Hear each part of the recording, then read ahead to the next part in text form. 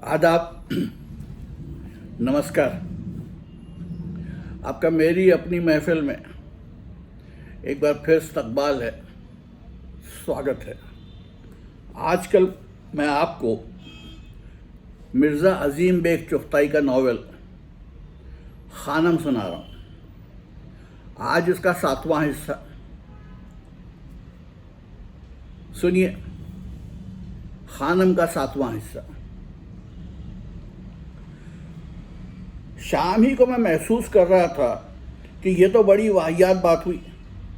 एक तरह नाज़ों के बस में हूँ मैं, हर दम का डर लगा रहेगा कि कहीं वो कह न दे। तबीयत उलझ कर रह गई। सवाल ये था कि अब क्या करना चाहिए। ख्याल आया कि लाओ खुद कह दूँ सब कुछ, मगर हिम्मत ना पड़ी। ये तय किया कि नाज़ो सीधी लड़की है, वो हरगिज़ ना कहेगी। दूसरे रोज़ का जिक्र है, एक दोस्त के साथ शाम को टहलने गया। खानम कहने लगी, मैं भी ज़रा मोमानी जान की तरफ जाऊंगी। मैं जब टहल कर वापस पहुंचा हूं तो सड़क छोड़कर खेतों खेतों में हो लिया, इस तरह कि अपने कमरे के सामने जाकर निकलूं। झुटपुटे का वक्त था। जंगल और खेतों में किस तेज़ी के साथ अंधेरा दौड़ता है, देखते देखते शाम का सुरमा सारे में फैल गया। दरख्त बढ़ती हुई तारीकी में अफरियत नुमा पैकर मालूम होने लगे। खेतों और घास पर सब्जी की बजाय स्याही दौड़ गई और हर चार तरफ आसमान पर स्याही की चादरें उठती मालूम हो रही थीं। मैं घर के करीब में पहुंचा था कि सामने मोमानी जान वाले बंगले से मैंने देखा कि कोई तेज़ी से निकला। नहर का नाला तेज़ी से पार किया और बड़ी तेज़ी से अपने घर की तरफ रुख किया। लिबास तो साफ नज़र ना आया, लेकिन मैं जान गया कि कौन है। खानम है, अकेली। मैंने दिल में कहा कि लेना चाहिए इसे अंधेरे में ऐसा कि याद ही करे। दोनों बंगलों में 3-4 खेत का फासला है, या फिर वसी अहाते का मैदान उसमें और मिला लीजिए। मैं तेज़ी से दौड़कर बाएं हाथ के खेत में घुस गया और अब मैंने पहचान लिया कि वही है, सुर्ख रंग की साड़ी पहने हुए। वो खेत की मेंढ पर तेज़ी से आ रही थी और मैं दाहिनी तरफ खेत में छुप गया। बजाय मेंढ से होकर आने के उसने खेत का गोशा काटा और बिल्कुल ही मेरे करीब से कि मैंने सुर्ख साड़ी के आंचल को अपने चेहरे के सामने से उड़ते देखा। चश्मे ज़दन में एक हाव के साथ मैंने उछलकर दोनों बाजुओं में उसे मजबूती से जकड़ लिया। उधर से एक चीख और इधर मेरे मुंह से एक कहे की आवाज़ निकली। तो जब जाकर मुझे कहीं पता चला कि जिसको मैंने इस बेतकल्लुफ़ी आज़ादी और मजबूती से अपने हाथों में जकड़ा है वो खानम नहीं है, बल्कि नाज़ो है। मैंने एकदम से उसको ऐसे छोड़ दिया कि वो धम से गिर पड़ी और इधर मैं महवे हैरत। वो उठी। मैं उसके बराबर आया। कुछ परेशानी के साथ दबी हुई ज़बान से मैंने कहा, खुदा के वास्ते नाज़ो, इसका जिक्र मत करना। ये साड़ी तूने कैसे पहन ली? वो बोली, मुझे आज ही दिए। मैंने कहा, मुझे धोखा हो गया। तू कहाँ जा रही है? वो क्यों नहीं आई? हम दोनों घर की तरफ जा रहे थे। वो बोली, मुझे जल्दी से भेजा कि कमरे में रोशनी कर दूं और कह दूं कि वो ज़रा देर से आएंगी। 2-4 कदम मैं चुप रहा।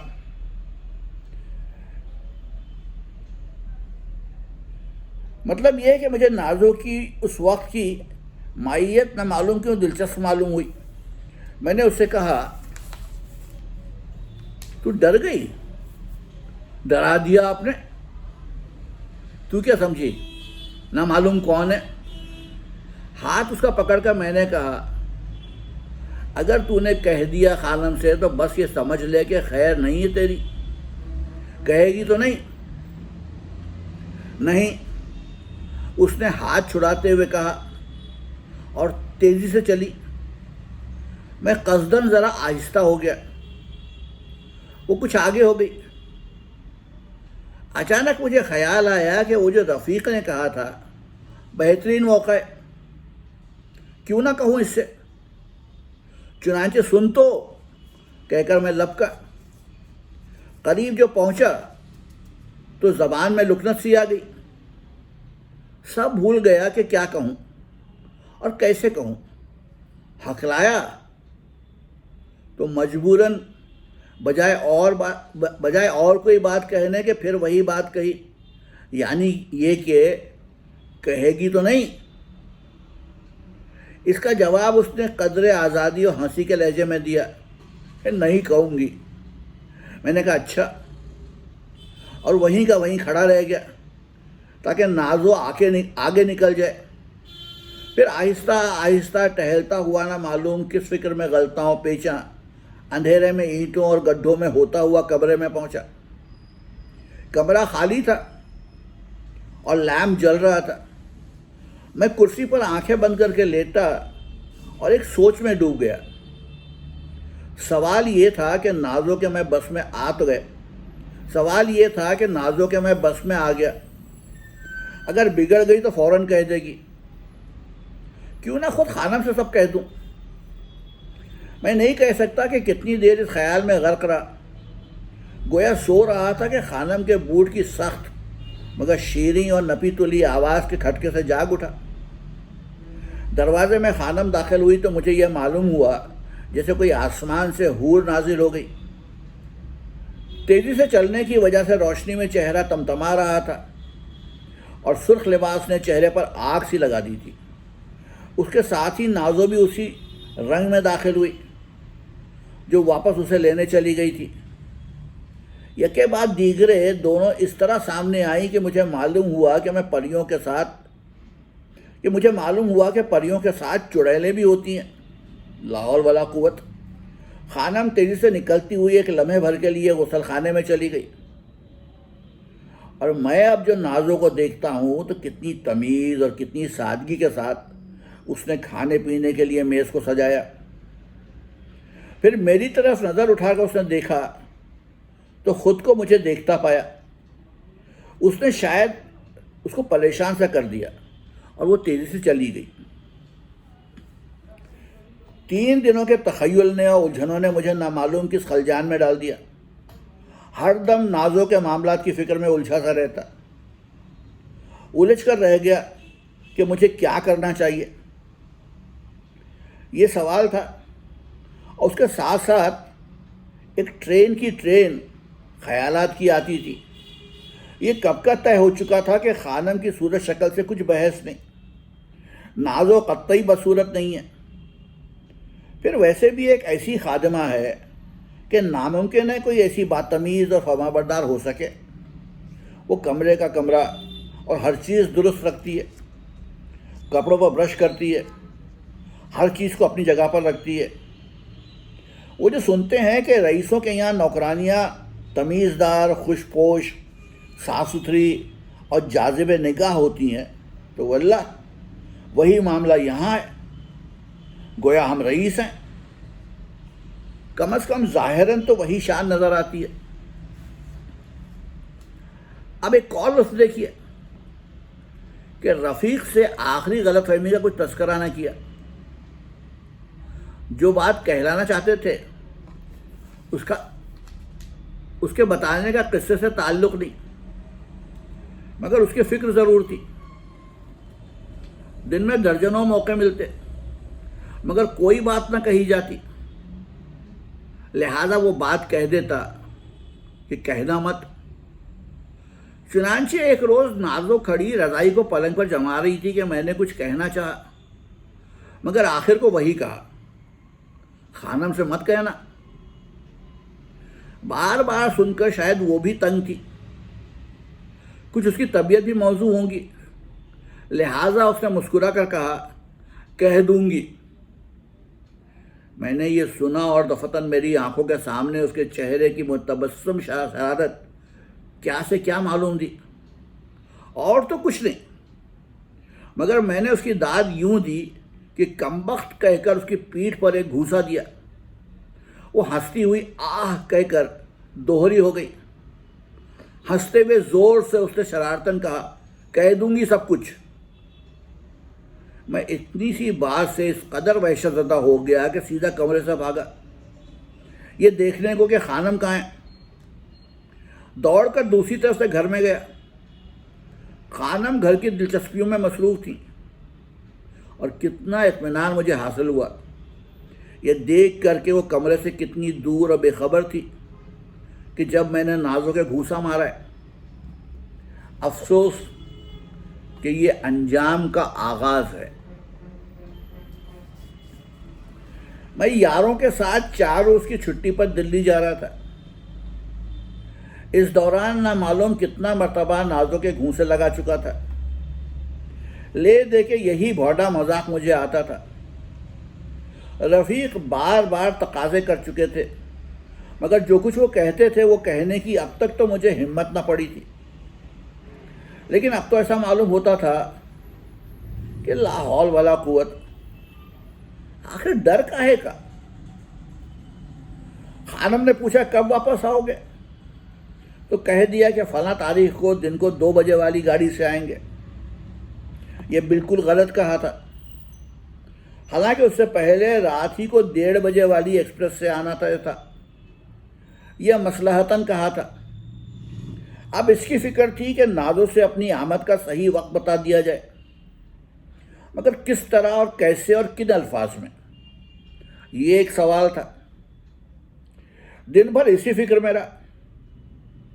بات کرنے کا تو موقع ملا، مگر سب باتوں کے کہنے کا موقع نہ ملا، حتیٰ کہ شام ہو گئی۔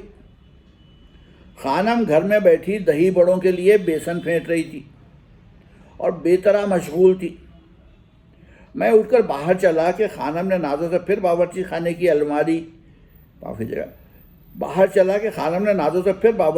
کی الماری کی میرے سرہانے سے کنجی منگائی۔ میں چوکھٹ پر دروازے پہنچ ہی چکا تھا، لہذا تیزی سے باہر نکل گیا اور ہوا کی طرح لپک کر اپنے کمرے میں پہنچا۔ چشمے زدن میں لالٹین گل کر دی اور اپنے بچھونے پر رضائی اوڑھ کر اندھیرے میں لیٹ گیا۔ میرا دل دھڑک رہا تھا اور میں لمحہ گن رہا تھا کہ نازو آئی۔ لالٹین کون لے گیا؟ اس نے خود ہی سے گویا کہا، یہ کہہ کر کھٹ پٹ کرتی لوٹ گئی، مگر پھر فوراً ہی آئی۔ میرا کلیجہ بلڈیوں اچھل رہا تھا۔ سیدھی وہ میرے سرہانے ٹٹولتی ہوئی آئی۔ ہاتھ اس کا میرے تکیے کے نیچے آیا ہی تھا کہ میں نے اپنا ہاتھ اندھیرے میں خانم سے مت کہنا کہتے ہوئے اس کی طرف بڑھایا۔ وہ کچھ چونک سی پڑی کہ میں نے ہاتھ سے اس کو اپنی طرف گھسیٹا تو وہ بل کھا کر گری میری طرف، مگر اپنا سر بالکل دوسری طرف کر لیا۔ میں نے اسے کانپتے ہوئے لہجے میں کہا، پرسوں رات کو 2 بجے والی گاڑی سے آؤں گا، کچہری والے کمرے۔ اتنا کہہ کر میں نے اس کو اپنی طرف زور سے گھسیٹنا چاہا، مگر وہ زور کر کے کنجی لے کر نکل گئی۔ میں ایک دم سے تڑپ کر اٹھا، جلدی سے لالٹین روشن کر دی اور پریشانی رفع کرنے کے لیے ایک گلاس بھر کے ٹھنڈا پانی حلق میں انڈیل لیا۔ کچھ دیر چہل قدمی کی، پھر طبیعت کا ہیجان رفع کرنے کے لیے بڑے اطمینان سے لالٹین کو دھیما کر کے اور لیمپ جلا کر میز کے قریب کتاب لے کر بیٹھ گیا۔ مگر جناب کہاں کا پڑھنا اور کیسا پڑھنا، کن کن خیالات میں غرق ہو گیا، ڈوب کر کہاں سے کہاں پہنچا۔ کمزوری نے میرے اوپر غلبہ پایا، دل بھر آیا، انسانیت کو اپنے مرکز سے جنبش کرتے ہوئے پایا، حتیٰ کہ میری کتاب پر ایک آنسو ٹپ سے گرا۔ میں تکلیف سے بےکل ہو گیا۔ اپنی رفیقائے حیات کی لافانی محبت کی درد کی دل میں کھٹک محسوس کی۔ وہ جو میری بیوی میں ڈوبی ہوئی ہے، وہ جو میری محبت میں ڈوبی ہوئی ہے، وہ جس نے اپنا مقصد حیات بنایا ہے مجھے، وہ جس کا وجود میرے ہر تخیل کا آئینہ دار ہے، میں سب باتیں کیوں نہ اس سے کہہ دوں۔ چنانچہ یہ طے کر لیا کہ ابھی سب کچھ کہہ دوں گا۔ دل کو ایک دم سے سکون سا محسوس ہوا، طبیعت شادمان ہو گئی۔ اٹھ کر اندر گیا تو خانم کو دہی بڑے بنانے میں بے طرح مشغول پایا۔ 10 بجے کی گاڑی سے جا رہا تھا۔ چلتے چلتے ارادہ کیا کہ کہہ دوں، مگر رک گیا۔ خانم نے پھر پوچھا، کب آؤ گے؟ تو بغیر سوچے سمجھے وہی جواب دیا جو پہلے دیا تھا، کیونکہ اب ارادہ بھی وہی تھا، گویا سچ کہا۔ خانم کا چہرہ بے حد دلچسپ اور بے حد سنجیدہ معلوم دیا۔ جب میں نے کہا، اچھا چلو رخصت، السلام علیکم، ہم دونوں گرم جوشی سے بغل گیر ہوئے اور السلام علیکم کہہ کر رخصت ہو گیا۔ دہلی پہنچ کر کیا ضروری کام انجام دیے گئے، یہاں اس کی تفصیل کی ضرورت نہیں۔ یہ کہیے کہ دھما چوکڑی میں سوچنے تک کا موقع نہ ملا۔ مگر دوسرے روز رات گئے جب سونے کو لیٹا تو عجیب سے خیالات میں غرق ہو گیا۔ کسی نے کہا ہے کہ اندھیرے میں بیوی کی محبت ستاتی ہے اور اس کا بہت خیال آتا ہے۔ چنانچہ کمرے میں اندھیرا تھا اور خانم کا بہت خیال آیا۔ بہت سوچ بچار کے بعد طے کیا کہ غلطی اپنی ہے۔ پھر اس میراسن کی بچی کی خود کی عیاری۔ اب جو ہوا سو ہوا، اس ناگوار سلسلے کو ختم کرنا چاہیے۔ ویسے تو یہ زبانی ہونے سے رہا اور اس وقت جوش بھی تھا۔ خیال آیا کہ ابھی خط لکھنا چاہیے، سارا حال شروع سے آخر تک لکھ دینا چاہیے۔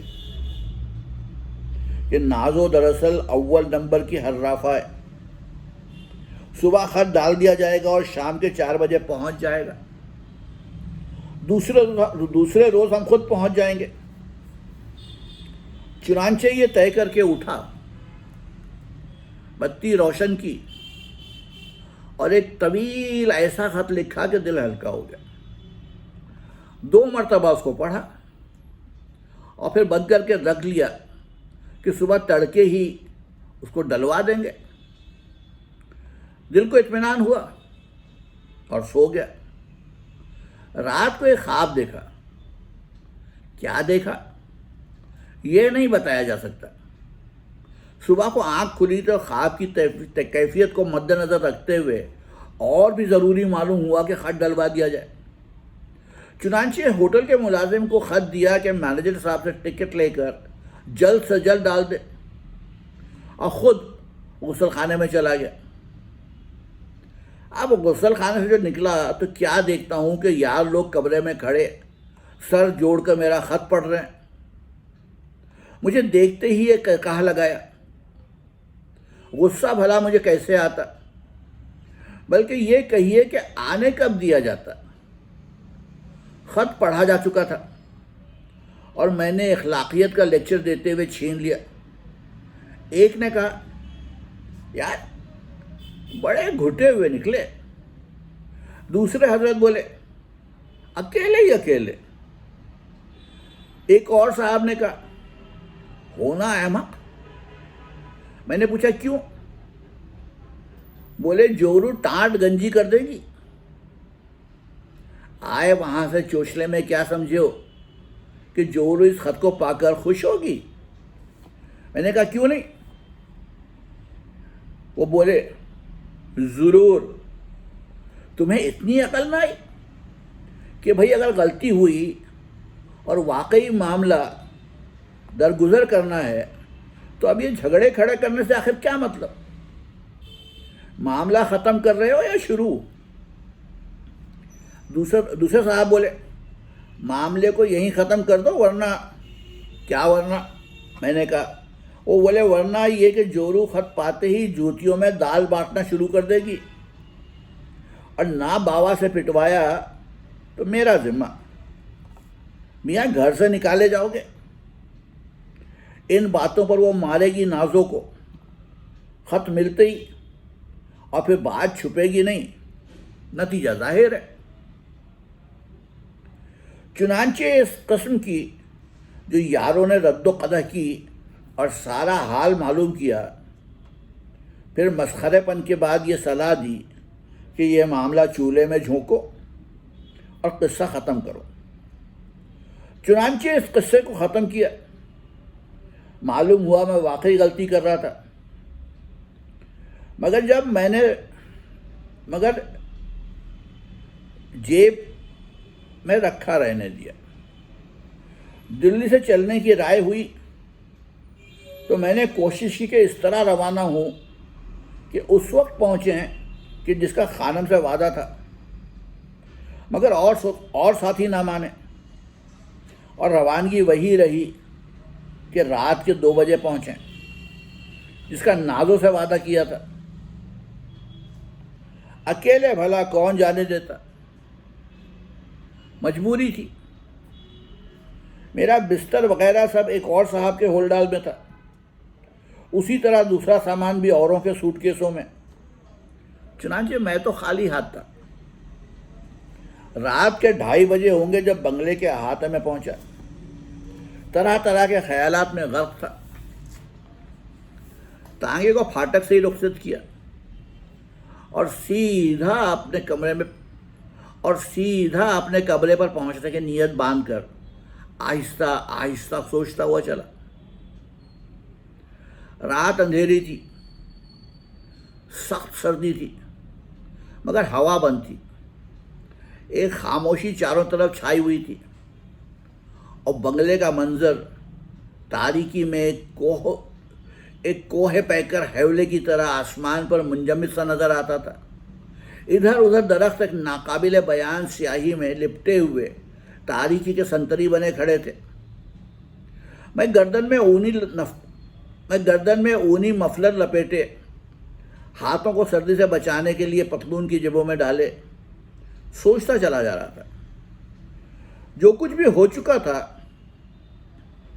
وہ تو گویا کر ہی چکا، مگر سوال یہ تھا کہ وہ حرافہ یعنی نازوں کی بچی کیا واقعی کچہری والے کمرے میں حسب ہدایت سو رہی ہوگی؟ دیکھنا چاہیے یا مارو گولی۔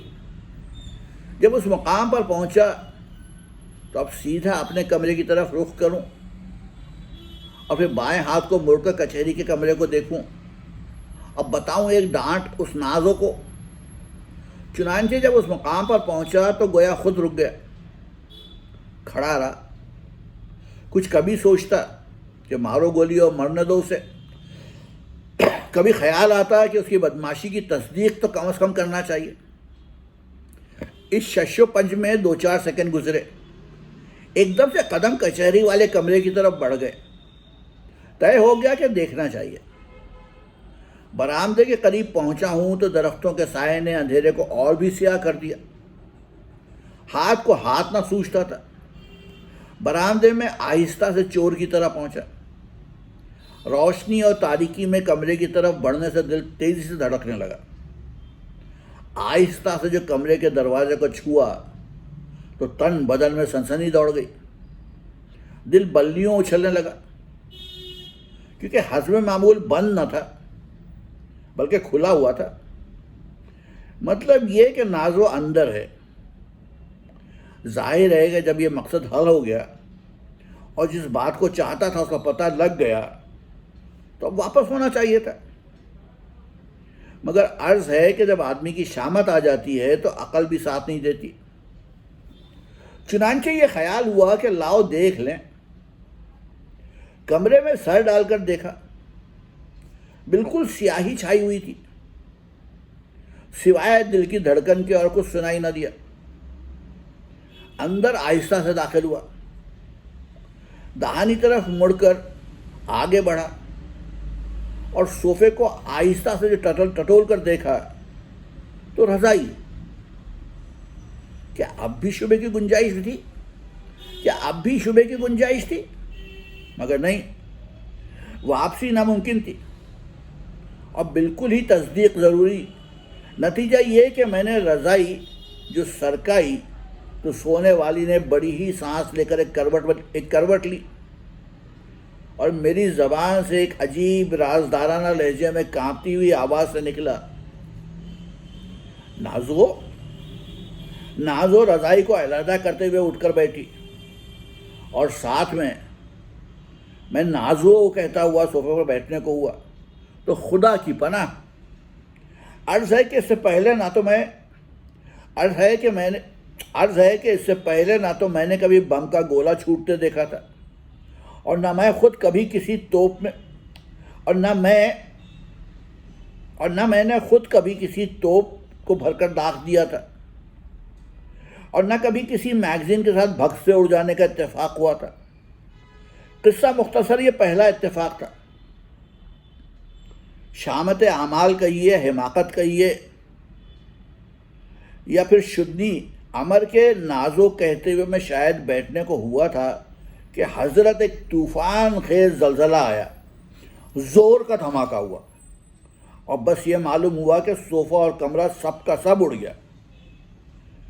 یا میرے اللہ، اندھیرا نہیں بلکہ سچ مچ کا اندھیرا آ گیا۔ خانم کی غضبناک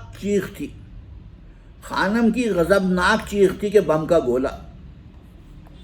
دھماکے کے ساتھ ساتھ شعلہ بھی تھا، اور واقعہ تھا کہ خانم کے ہاتھ میں اب بجلی کا جیبی لیمپ تھا جس کی روشنی میرے منہ پر تھی، اور میں دھماکے کے تزلزل سے بوکھلا کر کہہ رہا تھا، خط مگر توبہ کیجئے۔ اس کے بعد کیا ہوا، اب یہ میری درخواست ہے کہ اسے راز ہی رہنے دیجئے، کیونکہ سچ میں بتاؤں گا نہیں، اور جھوٹ سے فائدہ کیا۔ ہاں، قیاس دوڑانے کے لیے اتنا بتایا جا سکتا ہے کہ پانچویں اندھیرے میں نازو کمبخت کے دھوکے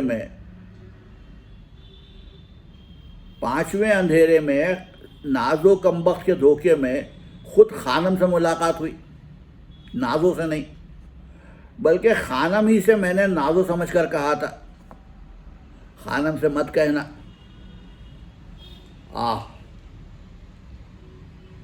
نتیجہ یہاں اس سے بحث نہیں کہ نازو نکال دی گئی، اور نہ اس سے بحث ہے کہ اس کے بعد ایسی ڈراؤنی شکل والی ملازمائیں دیکھنے میں آ رہی ہیں کہ مہمانوں نے بچوں کو لانا چھوڑ دیا ہے کہ کہیں بچے ڈر کر یا سہم کر مر نہ جائیں، اور نہ یہاں ہم اس کا تذکرہ کرنا چاہتے ہیں کہ بہت سے بدعقیدہ جو پہلے چڑیلوں کے قائل نہ تھے، ہمارے یہاں کی نوکرانیوں کو دیکھ کر چڑیلوں اور بھوتوں کے قائل ہوئے۔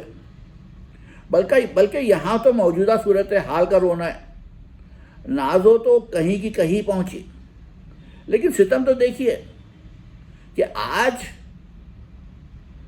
کھلم کھلا نک کٹی کانی کھتری نوکرانیوں کی بھی، معاف کیجیے گا، لیکن ستم تو دیکھے کہ آج کھلم کھلا نک کٹی کانی کھتری نوکرانیوں کی بھی اسی طرح دن اور رات جستجو رہتی ہے کہ سب جانتے ہیں کہ ان کے یہاں اس قسم کی نوکرانیوں کی بے حد ضرورت ہے۔ لوگ ہنستے ہیں اور ہم سے وجہ پوچھتے ہیں، اور غلطی سے اگر کہیں ہم نے اس کی باز پرس کی کہ آخر یہ کیا ستم ہے جو کھلم کھلا اس قسم کی بھیانک صورت والی نوکرانیاں تلاش کر رہی ہو، تو اس کا جواب ایک طنز کے ساتھ ملتا ہے، اور نہیں تو کیا، آپ کے لیے میں پریاں منگواؤں گی۔ تو یہ تھا مرزا عظیم بیگ چغتائی کے ناول خانم کا 7واں حصہ۔ کل پھر آؤں گا، اس کے آگے کی کہانی سناؤں گا۔ تب تک کے لیے اجازت دیجیے، آداب۔